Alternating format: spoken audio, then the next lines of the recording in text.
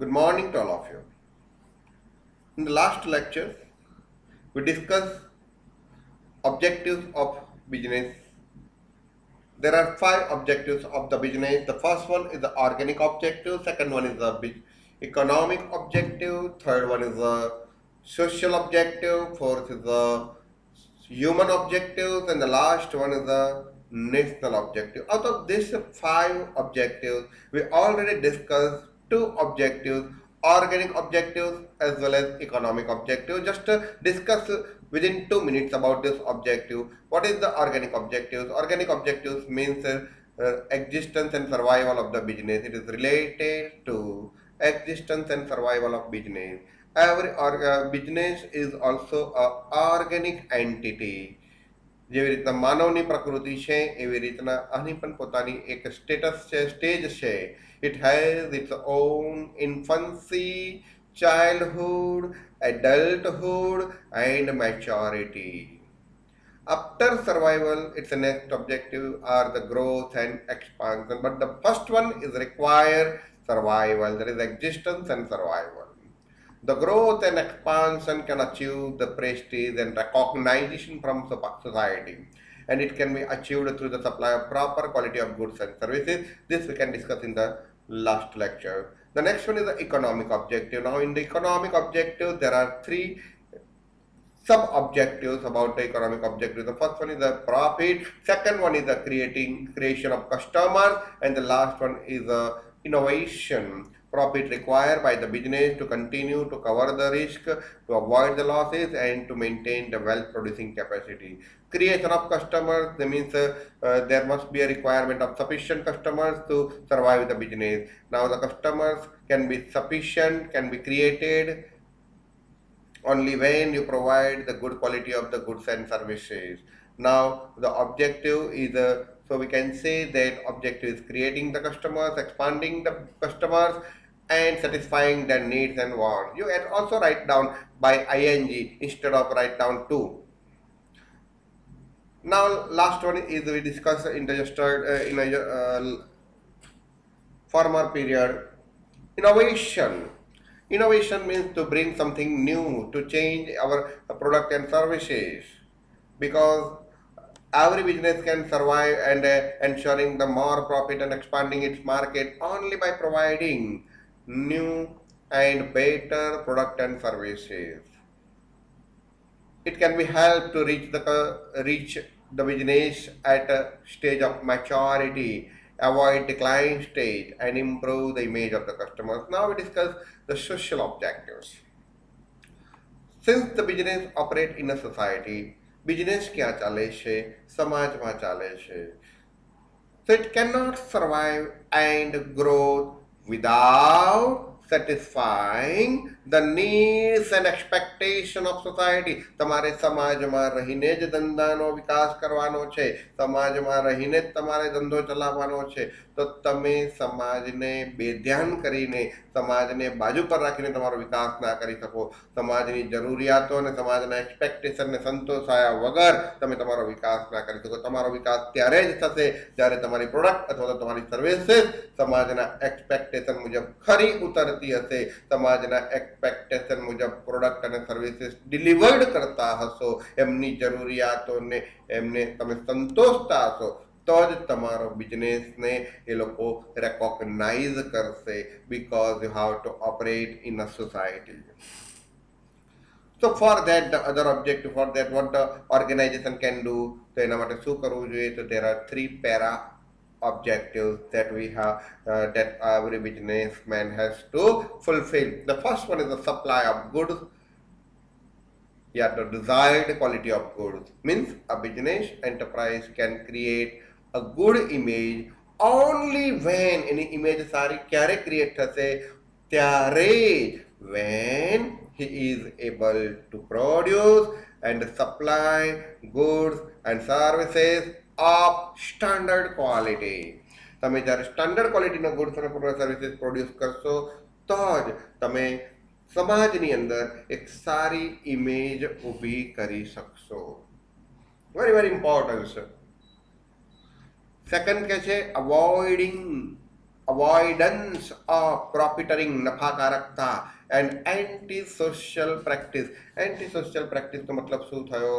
તો કે સમાજ વિરોધી પ્રવૃત્તિ. તમારે સમાજની અંદર સારી ક્વોલિટી પ્રોડ્યુસ અને સારી ગુડ્સ અને સર્વિસીસની ક્વોલિટી પ્રોડ્યુસ કરવી પડશે, સપ્લાય કરવી પડશે. જોડે જોડે તમારા નફાનું ધોરણ વ્યાજબી કરવું પડશે. ઓછું ના શબ્દ વપરાય, કારણ કે પ્રોફિટ નહીં હોય તો સમાજ ધંધાનો વિકાસ નહીં થાય. તો તમારે નફાનું ધોરણ વ્યાજબી કરવું પડશે. અને સંગ્રહખોરી છે, કાળા બજાર છે, માલની અકારણોસર અછત ઉદ્ભવવાની જે પ્રવૃત્તિ છે, લોકોની પરિસ્થિતિનો લાભ લેવાની જે પ્રવૃત્તિ છે, આ બધી એન્ટી સોશિયલ પ્રેક્ટિસ કહેવાય. આજે ડૉક્ટરો જે કરી રહ્યા છે એન્ટી સોશિયલ પ્રેક્ટિસ કરી રહ્યા છે. તમને કોરોના ના હોય તો શરદી ખાંસી થાય, તમે સ્લાઇડ પણ, હવે કોરોનાનું પહેલું સ્ટેજ હોય છે, બીજું સ્ટેજ હોય છે, ત્રીજું સ્ટેજ હોય છે, પણ તમને કોરોનાના નામે એ લોકો એક એવું મોહરું બનાવી દે અને એટલું બધું એ લોકોએ ગભરાવી દે કે તમે હોસ્પિટલાઇઝ થઈ જાઓ. અને હોસ્પિટલની અંદર રોજના 12,000 થી 14,000 રૂપિયાનું એ લોકો ચાર્જ ચડાવે છે. એક રૂમનું ભાડું 10,000 રૂપિયા લે છે, એટલે તો બેડ નથી આવતો. કોઈ કોરોનાની વેક્સિન જ નથી શોધાઈ, એકને એક જ સરખી વેક્સિન આપે છે, પણ બસ એનો ચાર્જ વધારે છે. They are doing anti social practice. સ્કૂલોની વાત કરીએ તો અત્યારે સ્કૂલ ચાલુ નથી, તો તે છતાંય તે લોકો સ્કૂલની ફીસ ટોટલ રાખી છે. આજે તમે મારે ત્યાં આવો છો તો સ્વાભાવિક છે તમને એવું લાગતું હોય કે સર તમારે મેન્ટેનન્સ ખર્ચ નથી, તો તમે મને કહી શકો છો કે કયા પ્રકારનો મેન્ટેનન્સ ખર્ચ નથી. લાઇટનો મેન્ટેનન્સ ખર્ચ નથી, ઇલેક્ટ્રિસિટીનો મેન્ટેનન્સ ખર્ચ નથી. તો હું વિડીયો તમને બનાવી રહ્યો છું, તો અત્યારે એ હું એસીમાં જ ચલાવી રહ્યો છું. લાઇટો ચાલુ જ છે તો જ આટલું લાઇટિંગ આવે છે, અદરવાઇઝ આવતું નથી. અને તે છતાંય તમારા કયા વગર, એકચ્યુઅલી આપણી બીજાની કમ્પેરિઝનમાં ફી ઓછી છે, અને તમારા કયા વગર મેં 10% ફીસ ઓછી કરી છે. તો સમજો, અને એમાં પણ એક લિમિટેડ ઇન્સ્ટોલમેન્ટ આપણે કલેક્ટ કરી રહ્યા છીએ. તો કોઈ પણ ધંધો હોય એ એન્ટી સોશિયલ પ્રેક્ટિસને અવોઇડ કરવો જોઈએ. The avoidance of the profiteering, a business organization should never charge from the customer, or should not overcharge from the customers. ઓવરચાર્જ ના કરવો જોઈએ. મેં તમને કીધું વ્યાજબી નફાનું ધોરણ તો હોવું જોઈએ, પણ ઓવરચાર્જ ના કરવો જોઈએ. And should not make a huge profit, વધારે પડતો નફો from at the cost of customer. તમને કદાચ જાણીને નવાઈ થશે કે આપણે જ્યારે પેસ મેકર મુકાવીએ છીએ, નળીને જ્યારે લોકોને એટેક આવે છે ત્યારે ઘણી વખત નળી બ્લોક થઈ ગઈ હોય છે, તો એ નળીને બાયપાસ કરાવવાની જરૂર હોતી નથી, પરંતુ એ નળીને થોડી પોળી કરી દો તો પણ ચાલે. તો એના માટે પેસ મેકર મુકાવવાની જરૂર હોય છે. અને એ જે પેસ મેકરની વાત આપણે જે કરી રહ્યા છે, એ પેસ મેકર ની વાત આપણે કરી રહ્યા છે, એમાં સ્પ્રિંગ મૂકે એટલે આવી નળી હોય, અને સ્પ્રિંગ મૂકે એટલે નળી પોડી થાય. સમજો, આટલી નળી હોય અને એમાં સ્પ્રિંગ મૂકે એટલે આમ નળી પોડી થાય. બસ એ પેસમેકરની તમે કિંમત જોવા જાઓ અને એનો ખર્ચ જોવા જાઓ, 70,000, 80,000, 80,000 રૂપિયા, 75,000, લાખ રૂપિયા જેવી હોસ્પિટલ એવો ચાર્જ કરે છે. પણ એ જે રકમ વસૂલ કરવામાં આવે છે, એ રકમ પેશન્ટ પાસેથી એ લાખ, 1.5 લાખની જે કિંમત છે, નળીની અંદર જે સ્પ્રિંગ મૂકે છે એની 17 રૂપિયા કોસ્ટ છે, જે આપણા પાદરા જંબુસર રોડ પર કંપની બનાવે છે. અરે એની વાત જવા દો. ની ટ્રાન્સપ્લાન્ટ, જે ઘણા લોકોને પગનો દુખાવો થઈ ગયો હોય છે અને ઢાંકણી બદલાવે છે, તો એ ની ટ્રાન્સપ્લાન્ટની જે મેઇન જે ઢાંકણીની કિંમત તમે જુઓ તો ની ટ્રાન્સપ્લાન્ટનો એક પગનો ખર્ચો 1.5 થી 2 લાખ રૂપિયા લે છે, 1.5 લાખ મિનિમમ. પછી જેવી હોસ્પિટલ, અને એની કિંમત, એની અંદર જે સાધન નાખે છે ને, એ સાધનની કિંમત ફક્ત ₹5000 મેક્સિમમ છે, 1500 થી શરૂ થાય અને ₹5000 મેક્સિમમ છે. Just try. This is called as overcharge from the customer. They cannot, they can avoid this profiteering. Should not make a huge profit at the cost of customers. Customers ના ભોગે એમને વધારે નફો લેવો જોઈએ નહીં.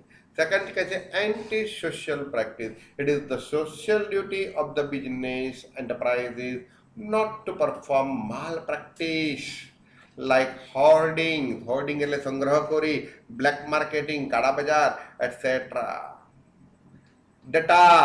that are harmful. Harmful એટલે કે નુકસાનકારક છે. that are harmful to the society. આજે તમે સમજો કે સરકાર એના માટે જ પગલાં લઈ રહી છે, ઘણા બધા પગલાં લઈ રહી છે અને એ કરવું જ પડે, નહીં તો સમાજ તૂટી જાય. And last one is the providing employment. One of the important objectives of the business to create employment opportunity. એને એવી રીતના ધંધાની સ્થાપના થવી જોઈએ કે આજુબાજુના લોકોને એની અંદર રોજગારી મળે, ધંધાનો પણ વિકાસ થાય અને એના દ્વારા સમાજના લોકોનો પણ વિકાસ થાય. So one of the important objectives of the business is to create employment opportunities for the people of society.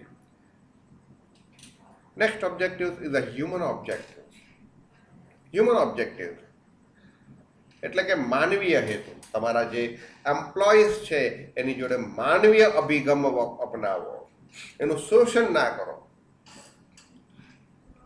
એ વ્યક્તિને એવું એન્વાયરમેન્ટ પૂરું કરો કે એ તમારે ત્યાં વિના સંકોચે, કોઈ પણ પ્રકારની ટેન્શન વગર, કોઈ પણ પ્રકારના ઇમોશનલ બ્લેકમેલિંગ વગર એ વ્યક્તિ તમારે ત્યાં લાંબો સમય સુધી કામકાજ કરે, તમારી સાથે જોડાયેલો રહે.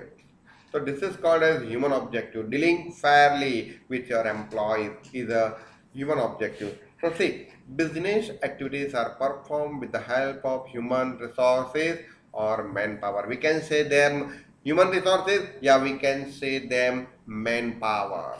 This is the live factors of production. Further, the efficiency and the success of the business depends upon the ability and moral of people working in it. તમારા બિઝનેસની સફળતા, તમારા બિઝનેસની એફિશિયન્સી, કાર્યક્ષમતા એ શેના ઉપર આધાર રાખે છે? ડિપેન્ડ્સ અપોન એબિલિટી એટલે કે એ કેટલો કાર્યક્ષમ છે અને કેટલો નૈતિક છે. કામ તો બધાએ કરે છે, પણ નીતિપૂર્વક કેટલું કામ કરે છે. Ability and moral of people working in it. તમારી જોડે જોડાયેલા જે લોકો છે, મેન પાવર છે, એ લોકો કેટલા એબિલિટી ધરાવે છે અને કેટલા નૈતિક છે, એના આધારે ધંધાની કાર્યક્ષમતા અને ધંધાની સફળતા નક્કી થાય છે. અને એટલા માટે તો ધીરુભાઈ અંબાણીએ કીધું હતું કે તમે તમારા કર્મચારીઓને સાચવો અને કર્મચારી તમારું બધું જ સાચવશે. એ આ વસ્તુ બતાવે છે, મેન પાવરની તાકાત બતાવે છે. તમે ધંધો સાચવવાનો પ્રયત્ન ના કરો, ધંધો તો તમારા માણસો જ સાચવશે, તમારે માણસોને સાચવવાના છે. પણ ઘણી વખત આપણે શું કરીએ છીએ, જે સાચવવાનું હોય છે નથી સાચવતા અને જે આપણા હાથમાં નથી એને સાચવવાનો પ્રયત્ન કરીએ છીએ. So what we can do to improve the ability and moralness of our people, of the people working with our business? What we can do? So for that, you have to do these 3 points. Following are some of the human objectives of the business. The first one is the fair deal to employ. તમારે તમારા customer સાથે યોગ્ય dealing કરવી જોઈએ. એને પણ રાહત મળે, એને પણ સંતોષ મળે અને તમને પણ સંતોષ મળે, એ પ્રમાણે ડીલિંગ કરવી જોઈએ. To get the best performance of the employee. તમારે પરફોર્મન્સ સારું જોઈએ છે એની પાસેથી, તો the businessman should provide fair and equal treatment to employees. તમારે યોગ્ય એની સાથે ટ્રીટમેન્ટ એટલે શું? ડોક્ટરી ટ્રીટમેન્ટ નહીં, ટ્રીટમેન્ટ એટલે કે એની સાથે વ્યવહાર સમાનતાના ધોરણે કરવો જોઈએ. ઇક્વલનો મતલબ શું? ફેર એટલે કે યોગ્ય એટલે કે એ જે પદ માટે યોગ્ય છે તે રીતના એન્ડ ઇક્વલ સમાનતાના ધોરણે વાલા દવલાની નીતિ નહીં. ધારો કે કોઈ વ્યક્તિ પટેલ છે તો એના હાથ નીચે કામ કરવાવાળા ઘણા બધા કાસ્ટના હોય, તો એવું નહીં કે એમાં પટેલને વધારે મહત્વ આપવું બીજા કાસ્ટને ઓછું મહત્વ આપવું, એવું ના થવું જોઈએ. સમાનતાના ધોરણે તમારે દરેક સાથે વ્યવહાર કરવો જોઈએ at all level. At all લેવલનો મતલબ શું થયો? તો કે મેનેજમેન્ટના અલગ અલગ લેવલ છે. Top level management, middle level management, lower level management. તો આ દરેક લેવલની અંદર દરેક સીઈઓ કાં તો મેનેજમેન્ટે પોતાના એમ્પ્લોય સાથે ફેર ડીલિંગ કરવી જોઈએ. અચ્છા, ફેર ડીલિંગ કેવી રીતના થશે? બાય ફેર વેજીસ, એમનું યોગ્ય વળતર આપીને, એન્ડ અધર ઇન્સેન્ટિવ્સ, અને અલગ અલગ પ્રકારના પ્રોત્સાહનો આપવા જોઈએ. અલગ અલગ પ્રકારના પ્રોત્સાહનો તો ભાઈ તમારા ઉપર ડિપેન્ડ છે, તમે કેવું આપો છો, કેવી રીતના આપો છો, તમારા થિંકિંગ પાવર શું છે. ઘણી કંપનીઓ તમે જોશો તો પ્રોત્સાહનો એટલા બધા આપે છે કે તમારું મગજ કામ ના કરે. જીપીસીએલ કંપની જે ગેસ પ્રોવાઈડ કરતી કંપની છે, એ કંપનીમાં મારા એક રિલેટિવ્સ કામ કરે છે, તો હું તમને કહું કે એને કેટલું પ્રોત્સાહન આપે છે. એવરી મંથ 4 એન્ટરટેનમેન્ટની ટિકિટ્સ આપે, 2 છોકરા અને 2 એમના. એટલે ભાઈ તમને કદાચ નાટકની ટિકિટ આપે, પિક્ચર જોવાની, સારું મૂવીઝ હોય તો સારા મૂવીઝની ટિકિટ આપે. તમારા ઘરમાં જે તમારું ફેમિલી છે, અમે બેન અમારા 2 સુધીનું, એ ફેમિલીમાં કોઈની પણ બર્થડે હોય એટલે એ લોકો 1 કિલો કેક આપે અને અમુક રકમનું ગિફ્ટ વાઉચર આપે, જે તમે યુઝ કરી શકો, વાપરી શકો. એમાં અમુક હોટલ્સના નામ લખેલા હોય, અમુક રેડીમેડ ગાર્મેન્ટ્સના નામ લખેલા હોય, ત્યાં જઈને તમે એ યુઝ કરી શકો. પોતાના એમ્પ્લોયીને 10 લાખ રૂપિયા સુધીની કાર લેવા માટે એકદમ નોમિનલ રેટ ઓફ ઇન્ટરેસ્ટે લોન આપે, મકાન લેવા માટે નોમિનલ ઇન્ટરેસ્ટે રેટ ઓફ ઇન્ટરેસ્ટે લોન આપે. આવી અનેક પ્રકારની ફેસિલિટીઝ આપે છે, એ ઇન્સેન્ટિવ્સ કહેવાય. સેકન્ડ કહે છે ડેવલપમેન્ટ ઓફ હ્યુમન રિસોર્સિસ. બીજું શું કહે છે કે તમારા હ્યુમન ઓબ્જેક્ટિવમાં તમારા જે હ્યુમન રિસોર્સિસ છે, જે મેન પાવર છે, એનો તમારી કંપનીમાં એ વ્યક્તિ કામ કરે છે તો એનો ધીરે ધીરે વિકાસ થવો જોઈએ. તમે એ રીતના એની પાસે કામ લો, એ રીતના એની પાસે ટ્રેનિંગ આપો કે એનું ડે બાય ડે ઇમ્પ્રુવમેન્ટ થવું જોઈએ. To bring innovation and to create sufficient number of customers. તમારે ઇનોવેશન લાવવું હોય, sufficient number of customers create કરવા હોય, તો management has to develop the skill and abilities of the employee. એમ્પ્લોયીને તમારે એ રીતના એન્વાયરમેન્ટ પ્રોવાઈડ કરવું પડે, એ રીતના એને અમુક શિક્ષણ આપવું જોઈએ, એવી રીતના અમુક પ્રકારની ટ્રેનિંગ આપવી જોઈએ, એની સ્કિલ અને એબિલિટીઝનું ડેવલપમેન્ટ થાય અને એનો ઉપયોગ એ કંપનીના વિકાસ માટે કરે, કંપનીના પ્રોડક્ટ અને સર્વિસીસના ઇમ્પ્રુવમેન્ટ માટે કરે. તો શું કહે છે? તો જ તમારા ધંધાનું ઇનોવેશન થશે, તમે sufficient number of customers create કરી શકશો. તો management has to develop skill and ability of the employee and to provide such a suitable work environment. અને આ સ્કિલ અને એબિલિટીઝ ક્યારે પ્રોવાઈડ થાય ભાઈ?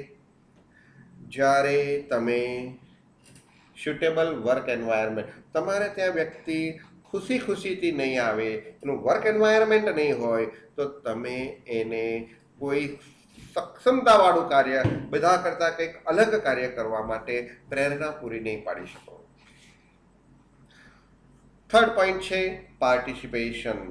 A business enterprises should given an opportunity to its employee. દરેક business ઓર્ગેનાઇઝેશને પોતાના એમ્પ્લોયીને એક તક આપવી જોઈએ. તેના માટે નહીં, two participate in the process of decision making.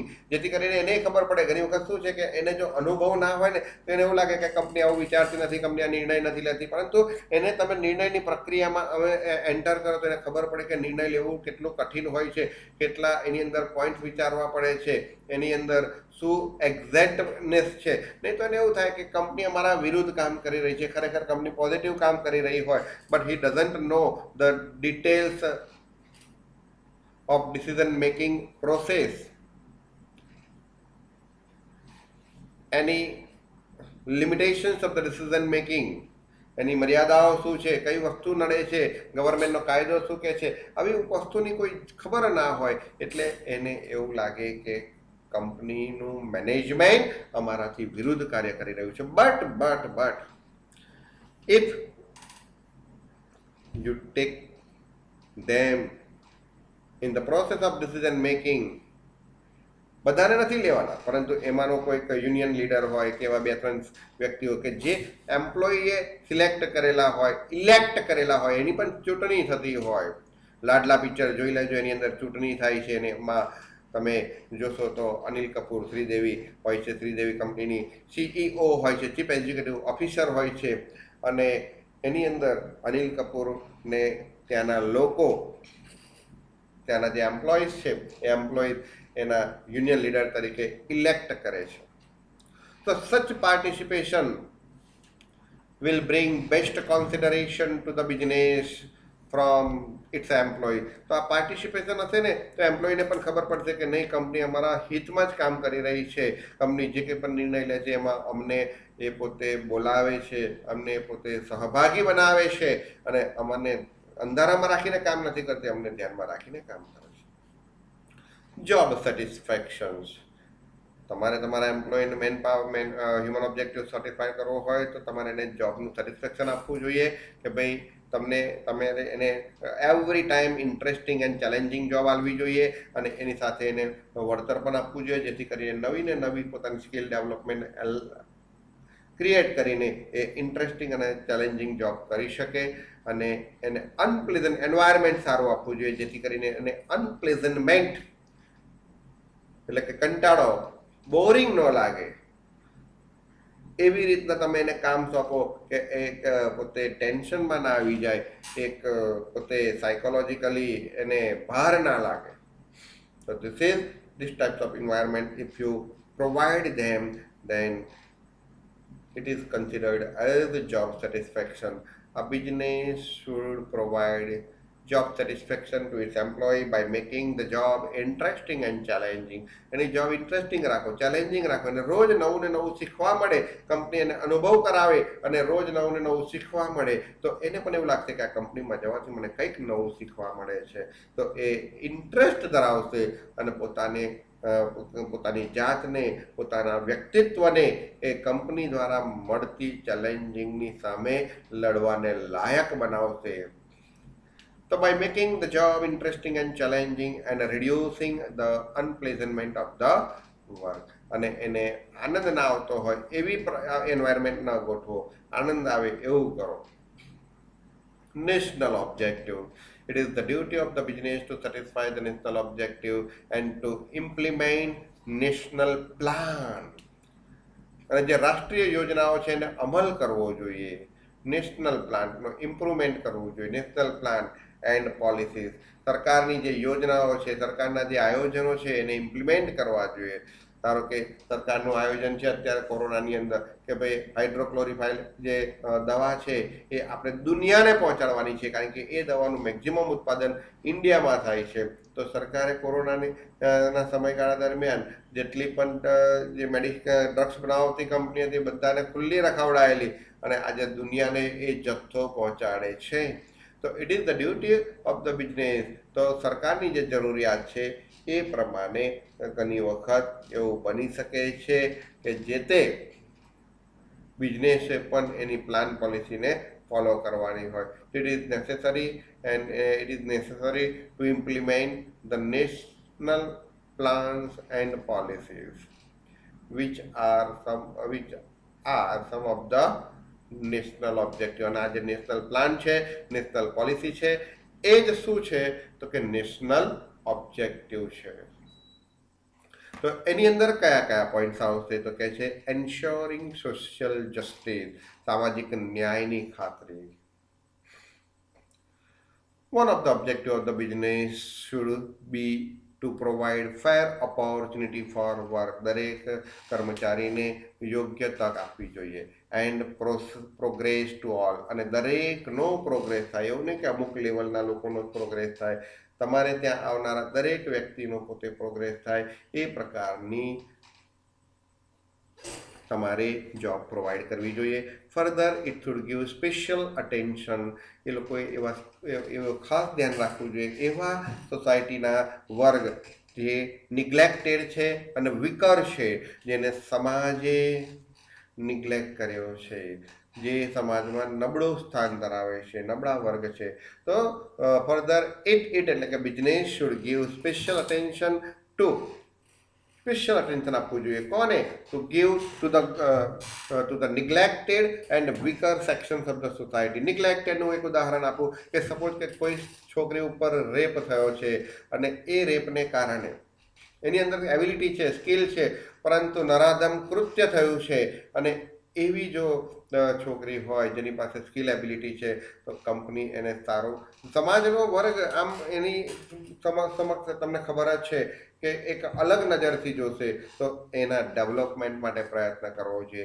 વિકર society છે, વિકર સમાજ છે, તે ફોર ધ એક્ઝામ્પલ અમુક લોકો પછાત વર્ગના લોકો છે, તો એને તમારે સારું કામની સોંપણી કરવી જોઈએ. Development of small એન્ટરપ્રેન્યોર્સ.